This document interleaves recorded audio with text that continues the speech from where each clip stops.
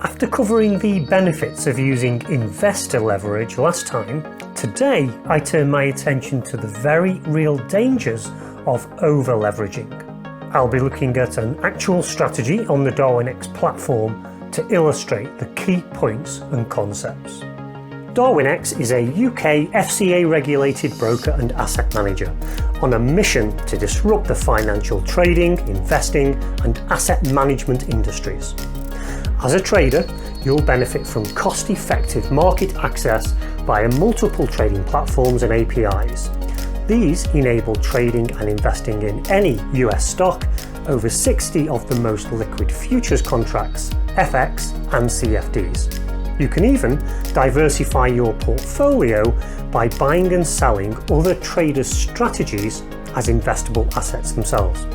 So, if all of that sounds interesting, learn more by clicking on the link top right now, or find further links in the description right below.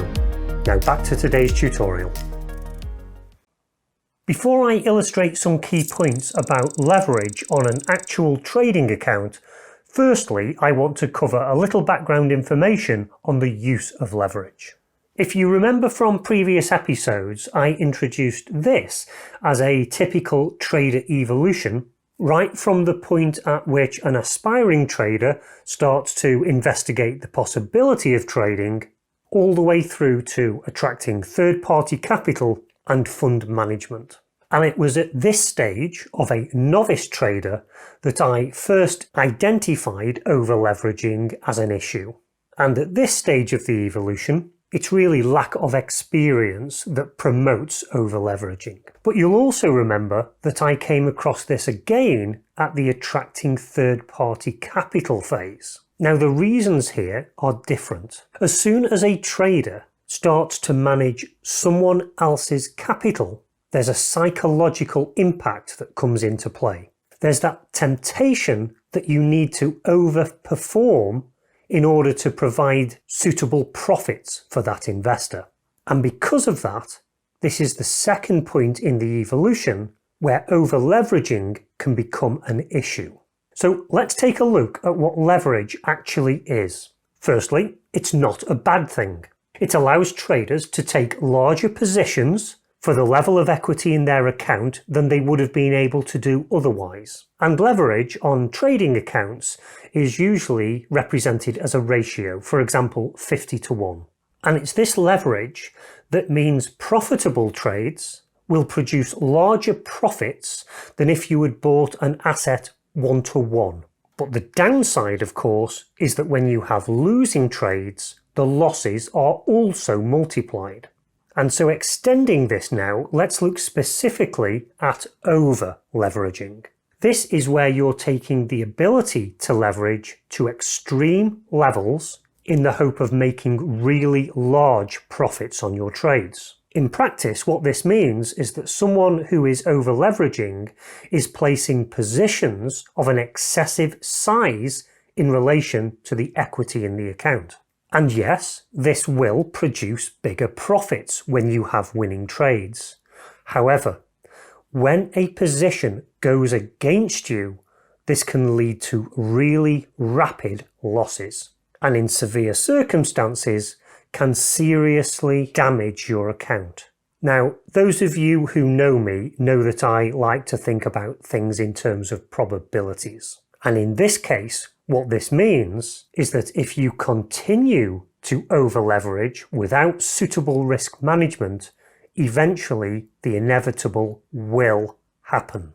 If you're over-leveraging to extreme levels, it might only take a few positions that you've got open at any one time to all go against you, or for a number of separate positions to go against you in a row to severely impact your balance. Now, let's just dream for a moment. Let's imagine you have the perfect strategy. And in this perfect strategy, it never experiences losing trades. Also, when you open a position, that position never goes underwater. It always goes into profit immediately. What would this mean?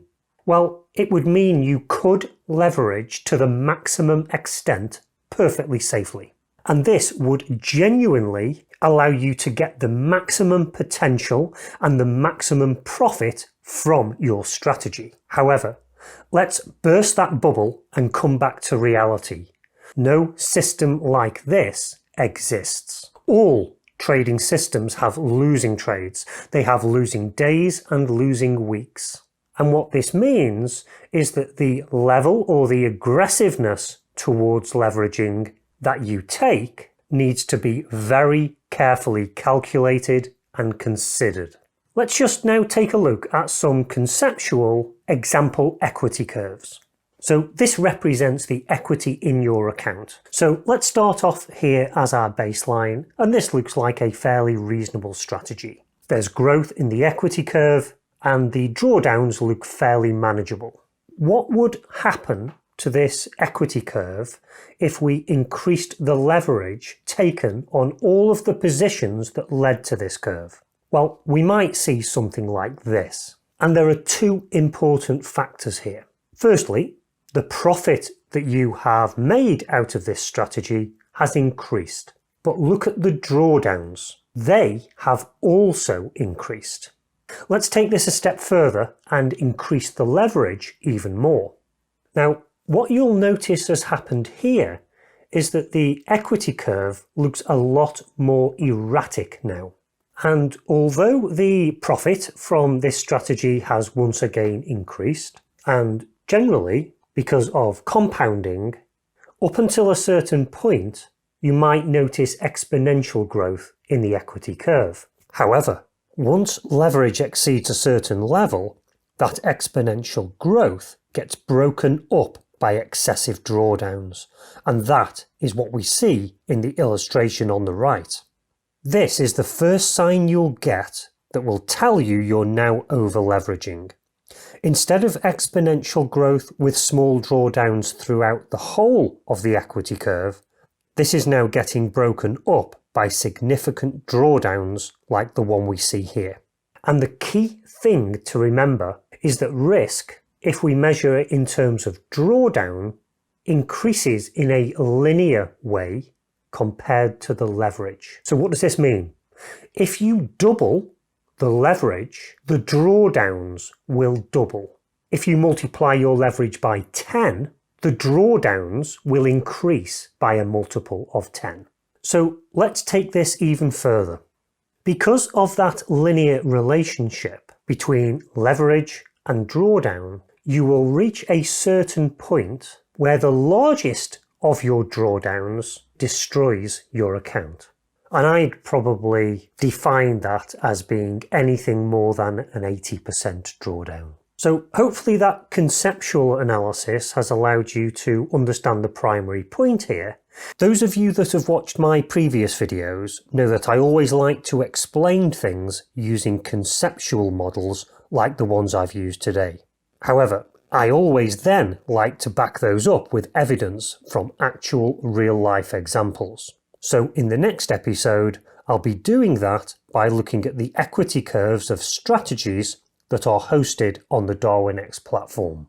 I'll show you examples of how the amount of leverage used by traders affects their equity curves behaviour, and also show an example of a trader that clearly had a realisation of these concepts, who went on to change their behaviour and stopped over-leveraging. The effect on their equity curve is fairly profound. If that episode is already released, you'll see a link to it top right. If not, then please subscribe to be notified when that and future episodes are released. Now until next time, trade safe.